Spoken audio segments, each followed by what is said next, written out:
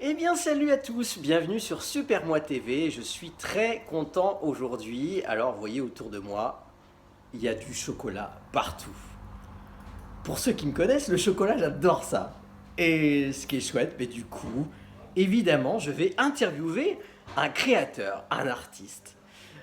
Florian, qui a sa structure au chocolat gourmand à Auray. Donc ça va être un vrai délice, un vrai moment décalé, sympa, ça va être trop cool. Hâte de vous le présenter tout de suite. Salut Florian, Salut. tu vas bien?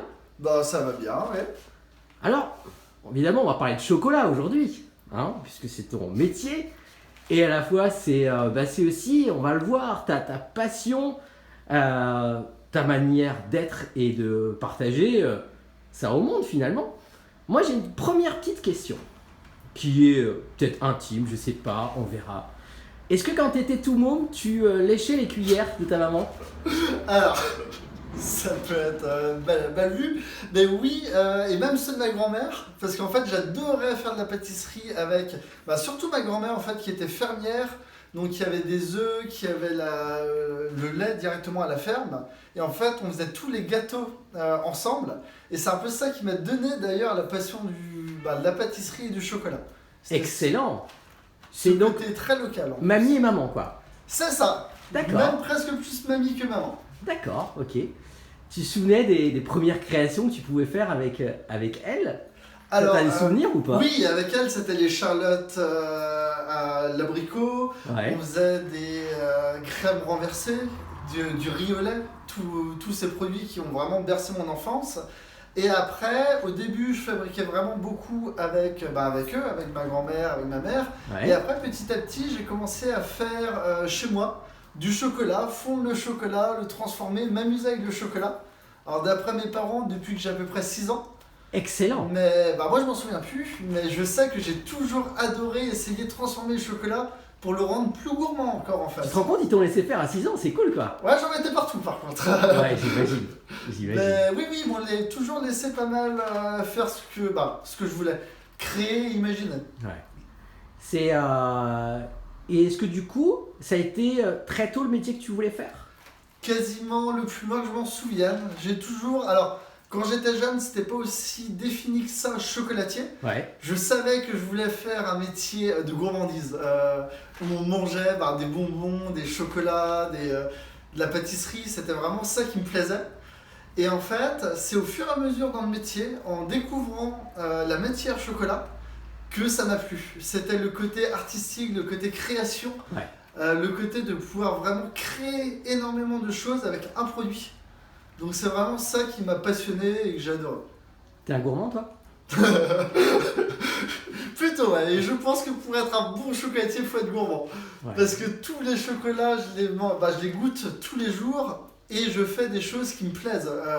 Je fais des goûts que j'aime et Ouais. pour vraiment le faire au mieux, il faut le faire plusieurs fois. Donc le goûter, le refabriquer, le retransformer. Donc il faut être gourmand, je pense. Qu'est-ce que tu aimes le plus dans ton job? Parce que tu as plusieurs jobs dans ton job finalement. Ouais, quand il y a même. plein de jobs. Qu'est-ce que j'aime? Alors j'aime déjà l'odeur, le fait de travailler dans le chocolat, de pouvoir manger des chocolats. Je me fais plaisir niveau gustatif quasiment tous les jours, donc ça c'est génial. Un autre côté que j'aime bien, c'est que justement on a ça, on a le côté gustatif, mais on a aussi le côté visuel. Je Ok. peux créer, je peux fabriquer, je peux m'amuser en fait, garder un peu cette âme d'enfant que j'ai toujours eue. Et ça me permet vraiment de créer des pièces, créer des montages.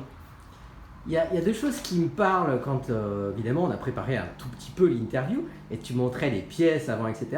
Il y a à la fois chez toi ce côté, finalement, passionné par ton job et à la fois, du coup, ce côté un peu artiste avec le chocolat C'est ça, ouais. et ce monde en même temps d'enfant, quoi. Oui, oui, oui, oui. Moi, de toute façon, ça m'a toujours un peu caractérisé. Ce côté un peu joyeux, rigolo. J'ai toujours aimé garder mon âme d'enfant. Et ça se ressent, je pense, dans mes pièces. Quand je crée une pièce, moi, je m'inspire de quoi? Je m'inspire maintenant, aujourd'hui, de ma fille, mais pas de ma fille, de ce qui l'entoure. Ces peluches, mes dernières créations que j'ai fait à Pâques, qu'on peut retrouver sur mon site, Ouais. c'était des animaux du zoo. Je les ai fait par rapport à des peluches qu'il y avait dans la chambre Génial. de ma fille justement. Waouh, et c'est j'ai beau ça. reproduit ça. Et je m'inspire beaucoup de ça, je veux garder ce côté enfant, je trouve que ça fait du bien. Ouais. Quand on le voit, c'est toujours agréable, ça fait sourire. Moi ce que j'aime, c'est que quand les gens viennent au magasin et qu'ils voient ces pièces-là, ils ont tout le temps de sourire. Ça fait plaisir aux gens et je pense que quand on l'offre, ça fait la même chose. Alors, du coup, moi, j'ai une question, presque deux questions en fait qui me viennent. Les créations que tu fais, bah oui, effectivement, sont particulières et sont à la demande aussi. Ça doit être un vrai casse-tête, il y a des moments. Ça peut. C'est toujours une part de stress au début. Parce que quand on va créer, un peu comme n'importe quoi, quand on veut créer quelque chose, toujours la peur de ne pas trouver. Et après, en fait, ça file en aiguille, en fabriquant, en faisant, qu'on réussit à trouver. Par exemple, pour Pâques, tous les ans, je fais à peu près une quarantaine de prototypes. Donc de petits personnages pour avoir mes 5 finaux. Donc c'est toujours pas mal de recherche et de travail pour le faire. Un peu un espèce de dépassement de soi quand même, un peu. Oui, c'est ça, oui, et toujours cette petite crainte de ne pas trouver. Et au final, en faisant, on fait, on cherche et on avance. T'as en tête un petit peu l'anecdote ou le truc où tu te dirais, mais là je suis allé me chercher loin quand même, c'est laquelle? Tu te souviens un peu ou pas? Il a fallu que je fasse par exemple une moto pour un policier. Donc c'était un gendarme en moto. Donc il a fallu faire ça avec les ressorts, avec les roues en suspension très fin. Donc ça c'était très compliqué.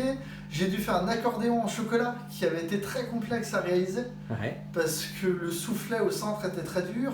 Ou aussi, j'ai fait tous les ans, je fais une robe en chocolat pour le salon du chocolat. D'accord. Donc tous les ans, c'est une vraie prise de tête parce que c'est pas nous qui décidons ce qu'on va faire. On nous impose un thème et il faut créer autour de ça.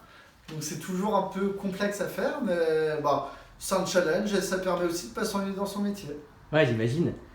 Il y a, à part les peluches, il y a d'autres choses qui t'inspirent et il y a d'autres gens qui t'ont inspiré dans le métier ou comment c'est passé pour toi? Chose au final, c'est, je pense aussi c'est le fait de garder son âme d'enfant, c'est quand je me promène, ça va être tout, la nature, les arbres, il faut observer les objets.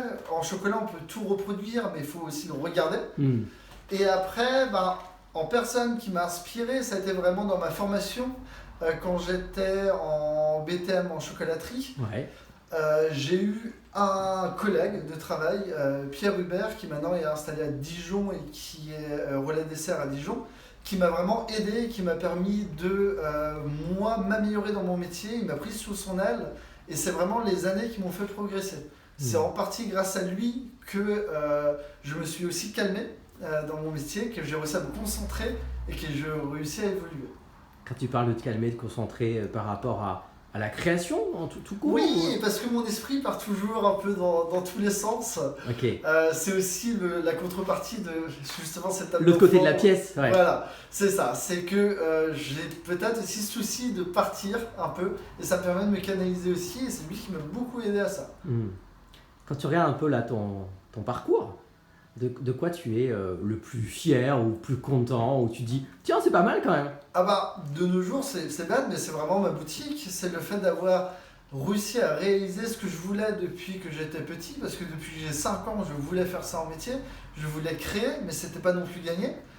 Moi je viens d'une famille que d'enseignants, j'ai 80% de ma famille qui est enseignante, mon père, ma mère, ma grand-mère, mon grand-père, vraiment tout mon entourage.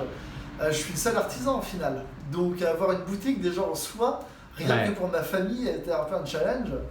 Et rien que ça, je suis content parce que ça fait 6 ans que j'ai mon entreprise, que ça tourne bien. Donc déjà ça, j'en suis très content. Et après, on verra ce que l'avenir me procurera. Jour après jour. C'est ça. Il y a une spécialité dont tu es fier ou pas dans ce que tu fais? Dans mes créations, c'est la dernière que j'ai créée. C'est le produit qu'on a là, c'est la mousse à tartiner.